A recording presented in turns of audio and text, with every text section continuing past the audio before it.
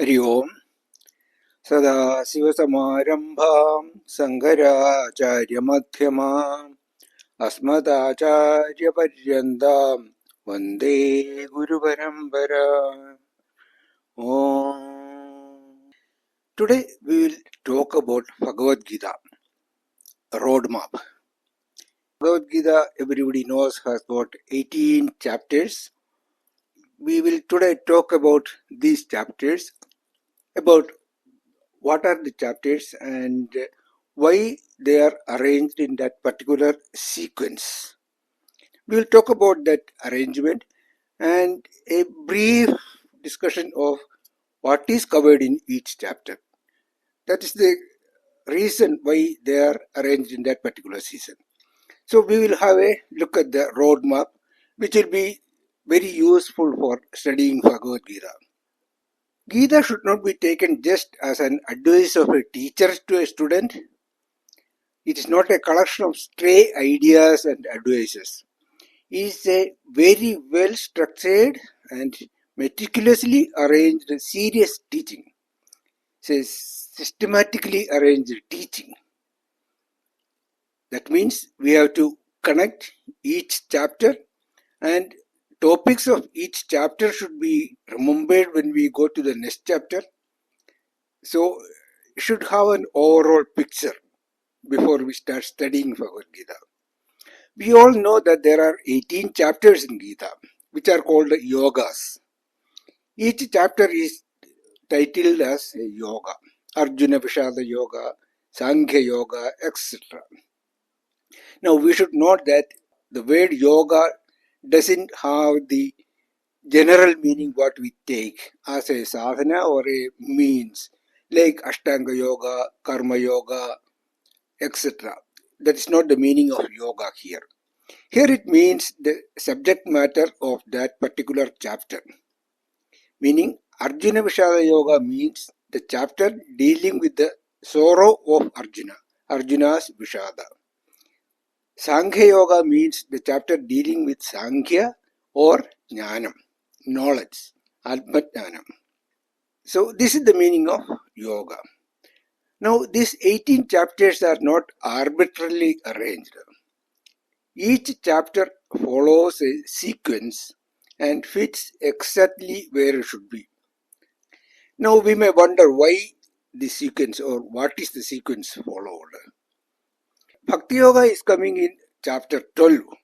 Why did it take so much time, up to 11 chapters, to talk about Bhakti?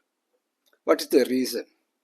Then there are some chapters called Gunatraya Vibhaga Yoga, Daivasura Sampad Yoga, Sraddhatraya Yoga, etc. What are these talking about? What is the relevance of those topics in the teaching? Now that is what we are going to see today. We will have a brief look at these chapters, how they are arranged, and what are the primary topics of each chapter. I am not talking about the summary of each chapter, but only what is the main content of the chapter. Now let's start with Arjuna Vishada Yoga. Everybody knows that chapter 1 is Arjuna Vishada Yoga and is describing Arjuna's sorrow as the background for Gita teaching. But is that the only thing in chapter 1? Is that Arjuna had a grief? Is that the reason why Krishna is starting the teaching? Now, for knowing this, we should know what Gita is.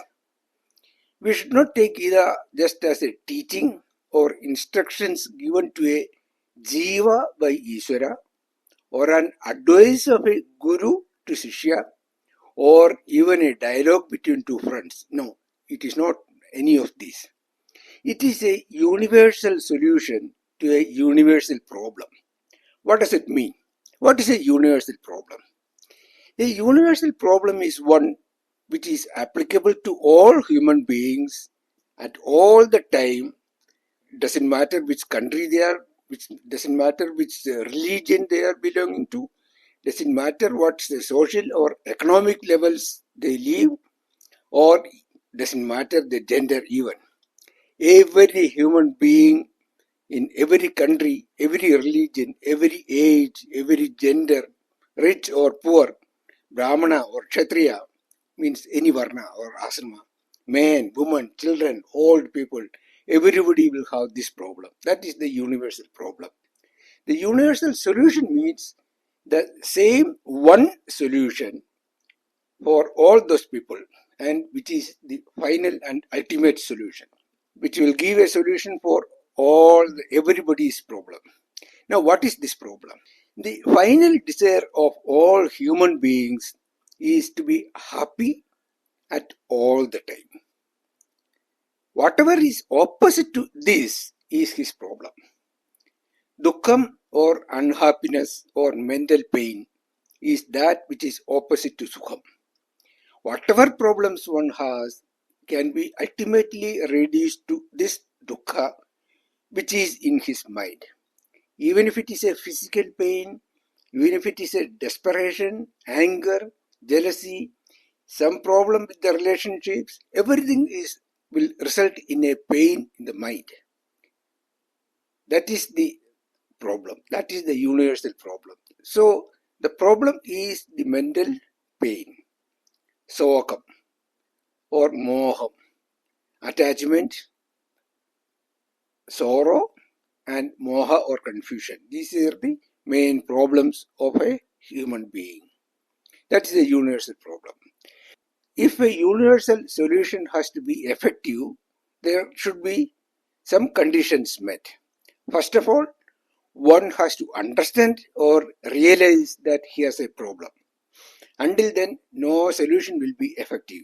He will not even listen to you unless he knows that he has a problem. Next, he should realize that he will not be able to solve the problem. He will need a support from outside. Third thing, he has to find out that proper support and get that support. And fourth and most importantly, he should trust the resource and surrender to that resource or follow the instructions completely. Now, these are the requirements for a universal solution to be effective.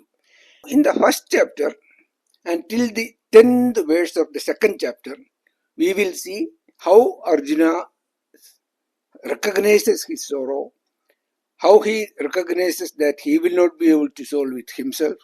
He needs a support, and luckily he finds Krishna as the best guru available and surrenders to him. Arjuna asks Krishna to teach him. Sishyasteham sadhimam tuam prapannam. That's what Arjuna says, and then Krishna starts teaching.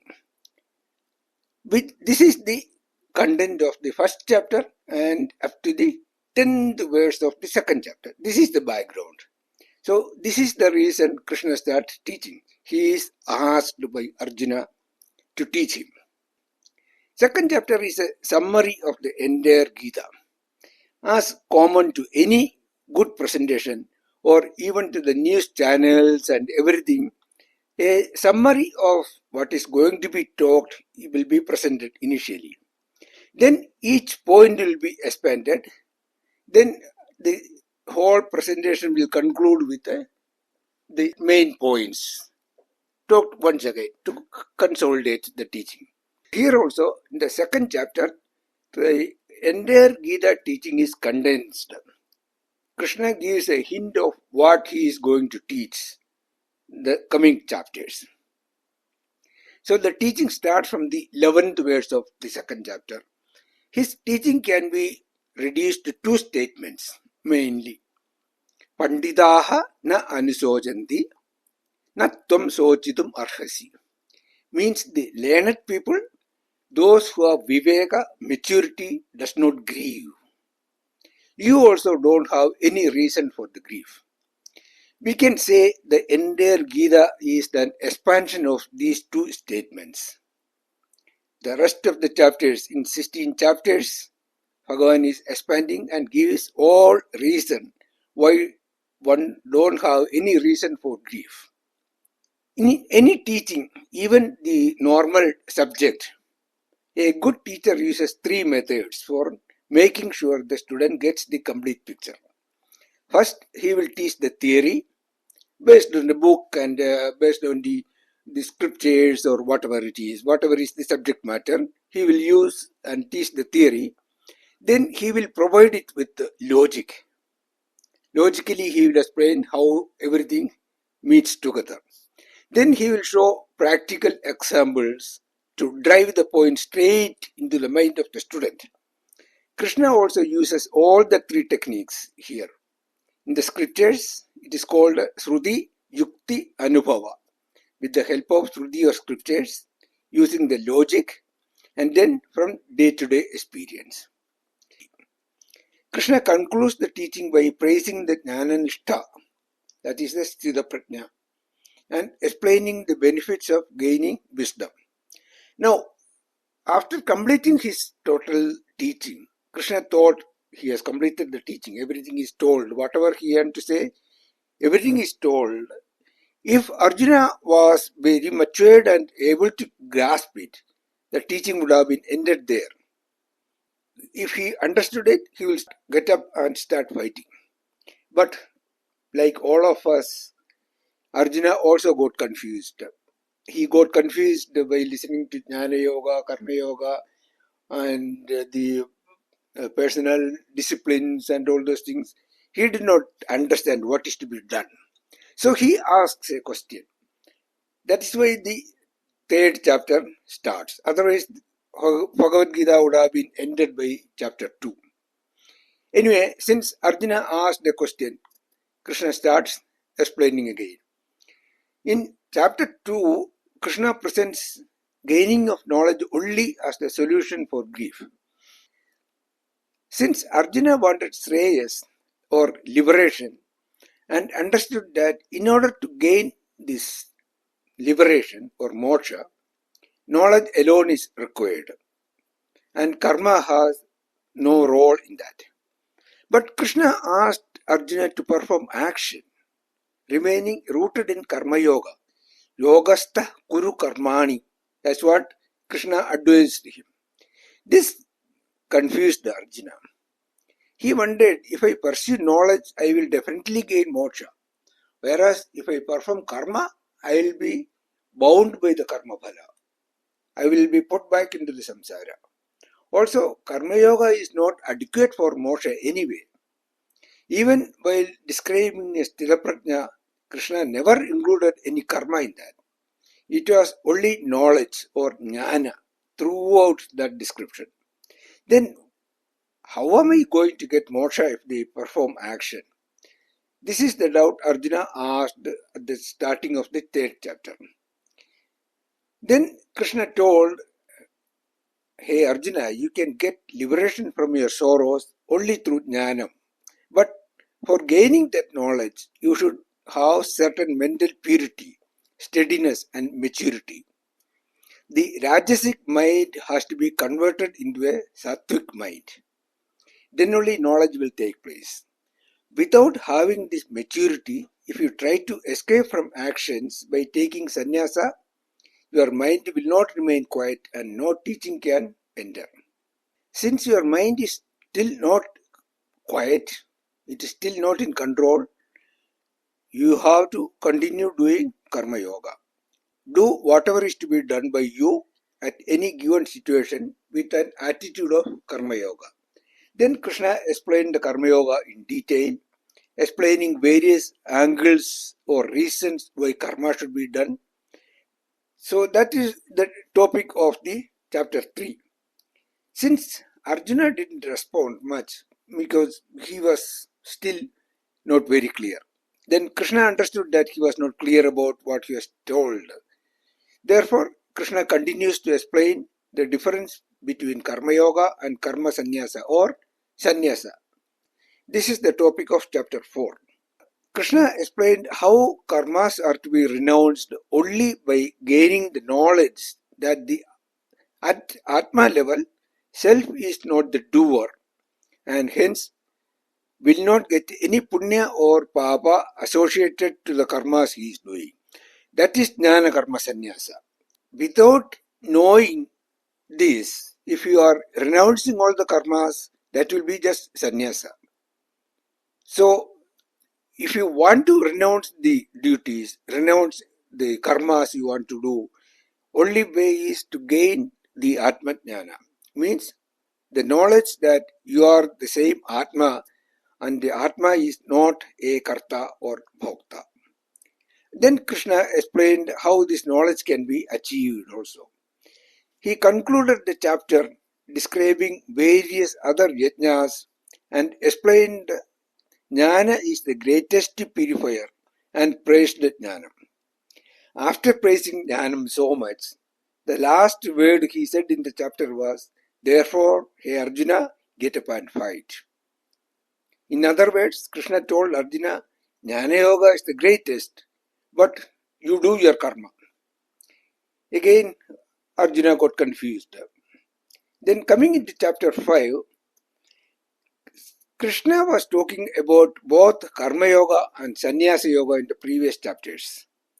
3 and 4, he was talking about Jnana Yoga and Jnanakarmasanyasa. That is Jnana Yoga and Karma Yoga. Now Arjuna asked him to clarify which of them is superior, Jnana Yoga or Sanyasa Yoga. Krishna clarifies that at this stage, Karma Yoga is superior for him, Arjuna, because his mind is not fully prepared to take up sannyasa. So this is the topic of 5th chapter. Krishna explains both Karma Yoga and sannyasa will ultimately culminate in the knowledge of Supreme Self, but unless your mind is prepared for that, you cannot take sannyasa. So you have to continue the Karma Yoga. Krishna once again differentiates between mere Karmasanyasa or Sanyasa lifestyle, Sanyasa ashramam, and Jnana-Karmasanyasam or renouncing the karmas with the knowledge that Atma is not the doer, which is the Jnana Yoga. Again, explain the advantage of following Karma Yoga for getting the mental purity. This is the topic of chapter 5.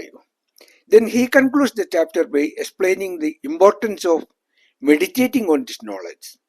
Meditate on all that was told so far, or think about the Karma Yoga, Karmasanyasa Yoga, and also Jnana-Karmasanyasa Yoga and Karma Yoga.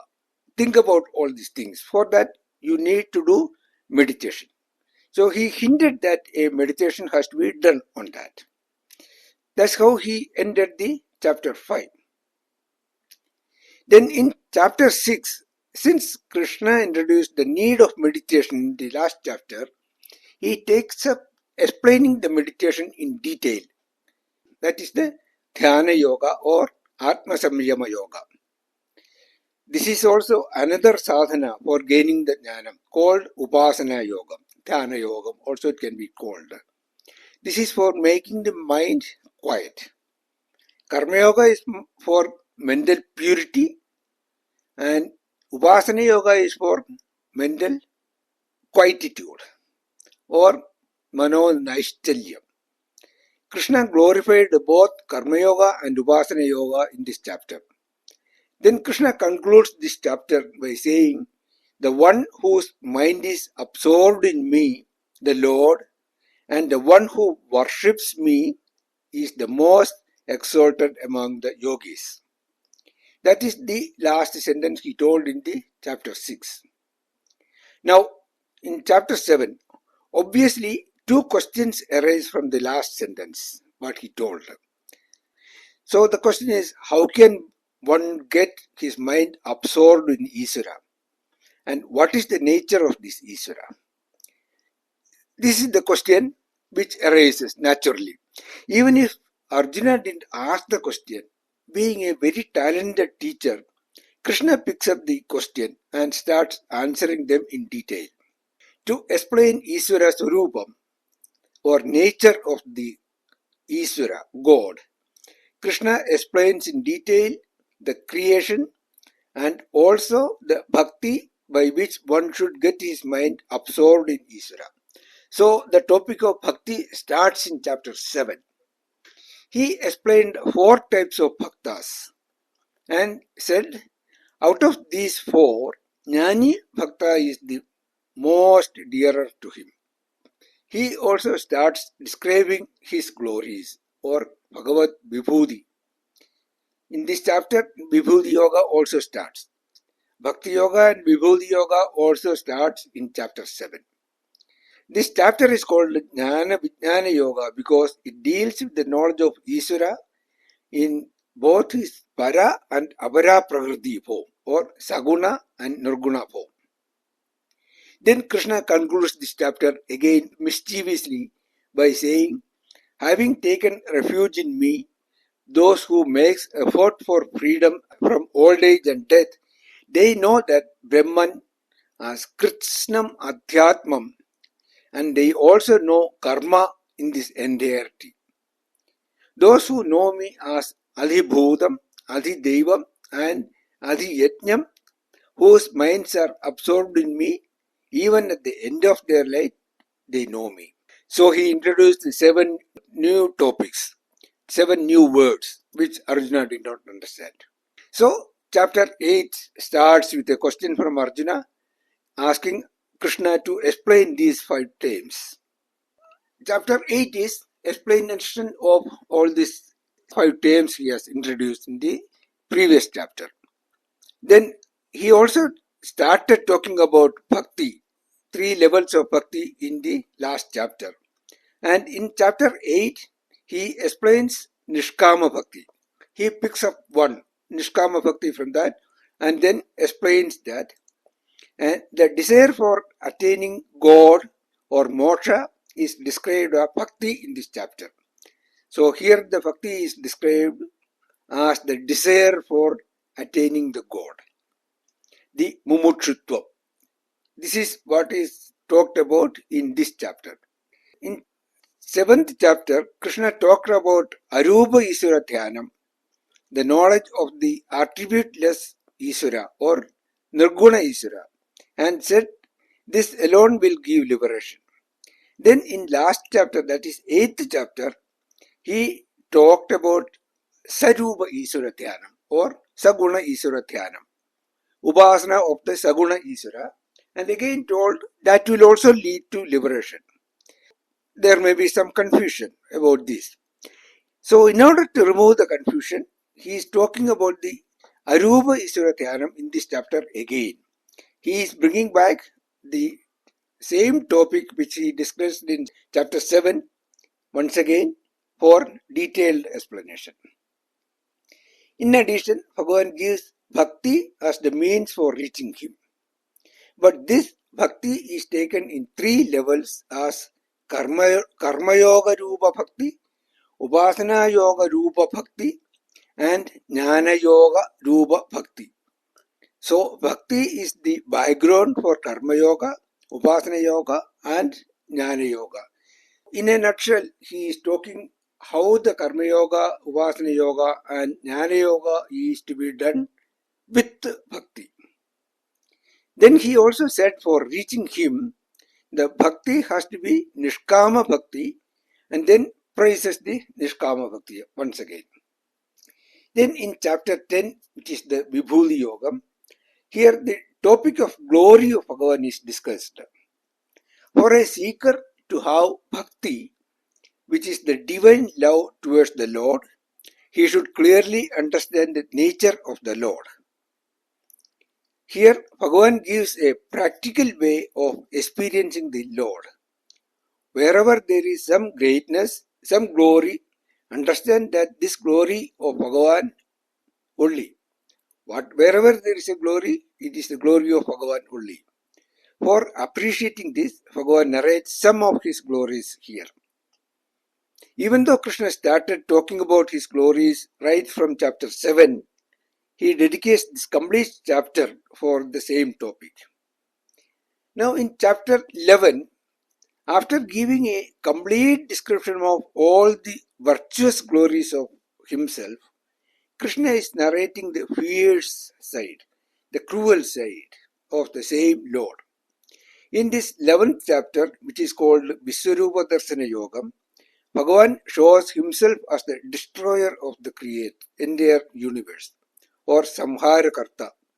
Also, he shows how this entire universe becomes part of the Lord himself. The Visvaroopa description and the reactions of Arjuna seeing the Visvaroopa Darsana are described very vividly in this chapter. There ends the Visvaroopa Darsana Yoga. Then Bhagavan comes to the Bhakti Yoga. Even though Krishna has elaborately described Karmayoga, Upasana Yoga and Jnana Yoga, and in the previous chapter he told these are all to be done with the background of Bhakti. But Krishna did not explain what is Bhakti clearly. Therefore, he dedicates this chapter, chapter 12, for explaining Bhakti Yoga in very detail. Isvara Swarupam and Isvara Anugraha are the other two topics discussed by Krishna in this section. In chapter 7, Krishna gave 3 levels of Bhakti. Even though there are 4 types of Bhaktas, it is only 3 levels of Bhakti. Here he narrates Bhakti in 5 levels. He breaks up some more to give 5 steps for reaching the ultimate end. So that will be easier for a sadhaka to practice.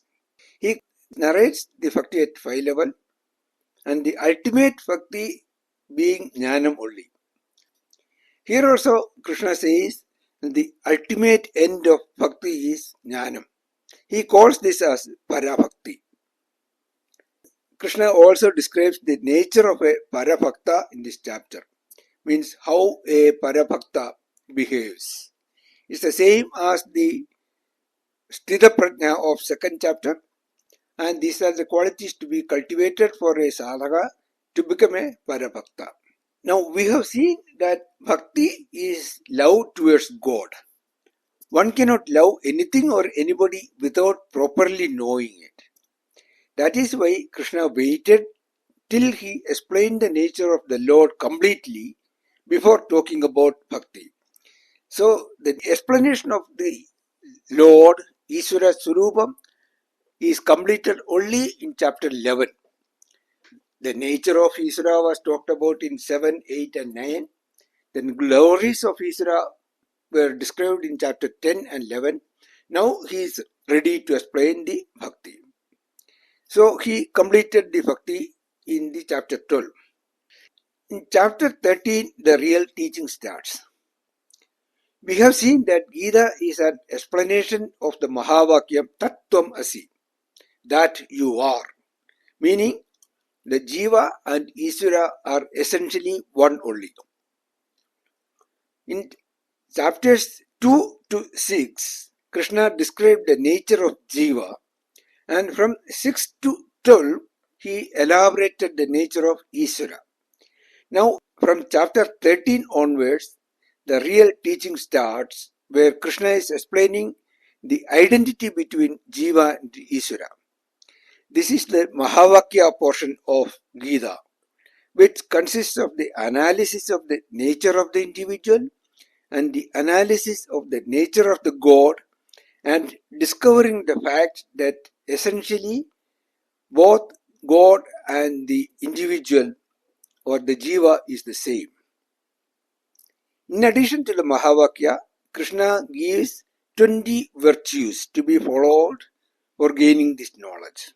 Or these are the values to be followed or cultivated in addition to the Sravana, Manana, Nididhyasana of Jnana Yoga. So that is chapter 13. Then in chapter 14, this is also a Mahavakya Vijaya chapter. Krishna continues the teaching of Mahavakyam or the Aikyam in this chapter also. But here the approach is slightly different. In chapter 13, Krishna used the Kshetrajna themes, and here he is using the Gunatraya, the 3 gunas or the features of Prakriti, to explain the Jiva Isvara Aikyam. In the 13th chapter, that is the Kshetrajna Vibhaga Yoga, Krishna told everything in the world, moving or immobile, charam or acharam, is born because of the connection between the Kshetra and Kshetrajna. And also because the Purusha or the Jiva obtains in Prakriti, lives in Prakriti, he enjoys the attributes born from Prakriti. His attachment to these gunas is the cause for births, rebirths. These are the two sentences he told in chapter 13.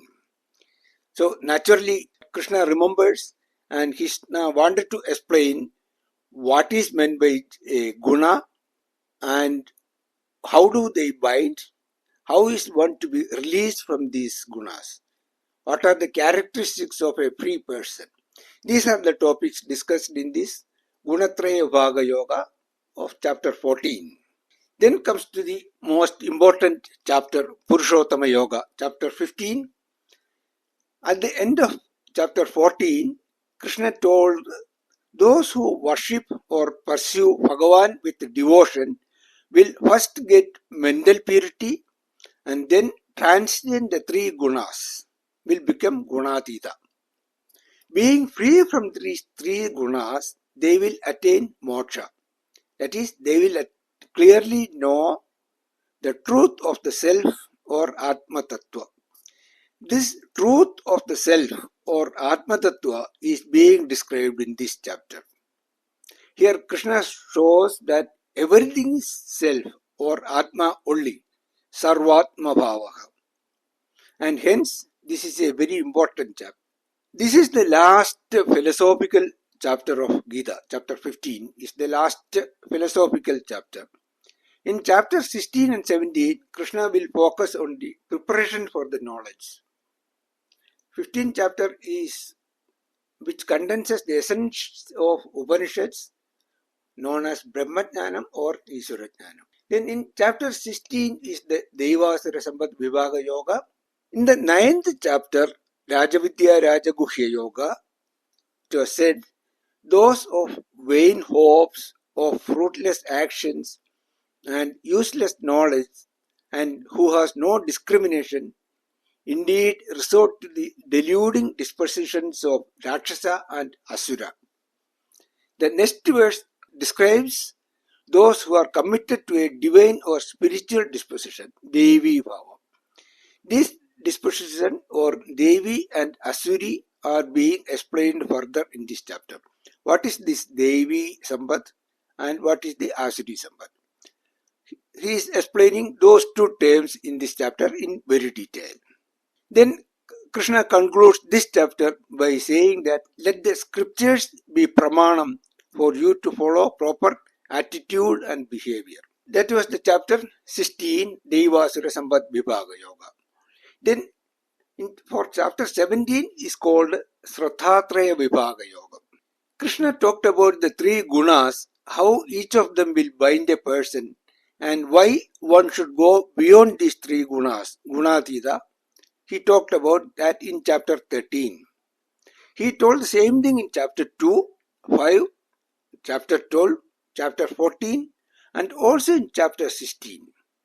Then he told, therefore, with reference to knowing what is to be done and what is not to be done, Shastra is the means of knowledge for you. Then Arjuna got a doubt about those who are not well versed with the scriptures.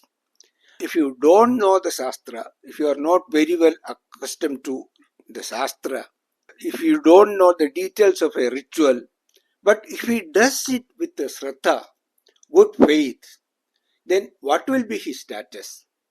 Meaning whether he will be Sattvic or Rajasic or Tamasic.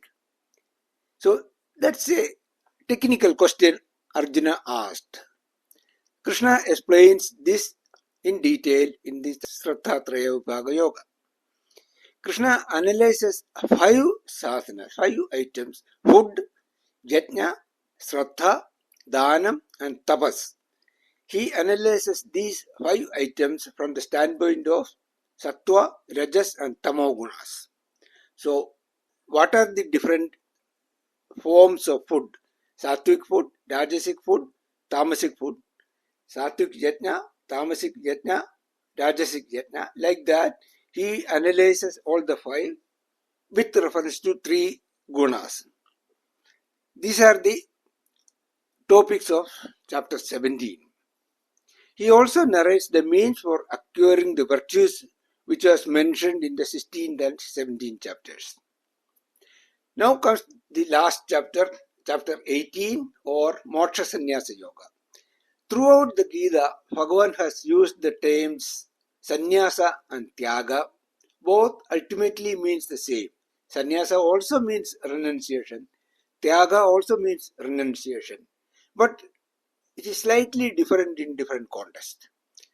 This has confused Arjuna, and he wanted to know the difference between these two. So he asked the question, and Krishna answers his question and then sums up the entire teaching in this chapter. Essentially, this chapter is the summary of what had been told so far. Not much additional teaching is involved here. It's basically summarizing the whole thing. So this is overview of Gita Shastra. Due to the time limitations, I could not explain more details of the contents of each chapter. I have given a little more details in the notes I prepared for this. The PDF form of this note is attached to the description portion of this video. You can refer to that notes and get more information. Now we will see the summaries of each chapter in subsequent sessions. Hari Om. Om Purnamada Purnamidam Purnat Purnamudachyate Purnasya Purnamadaya Purnamevavasishyate. Om Shanti Shanti Shanti. Harihi Om Shri Guru Pyo Namaha. Harihi Om.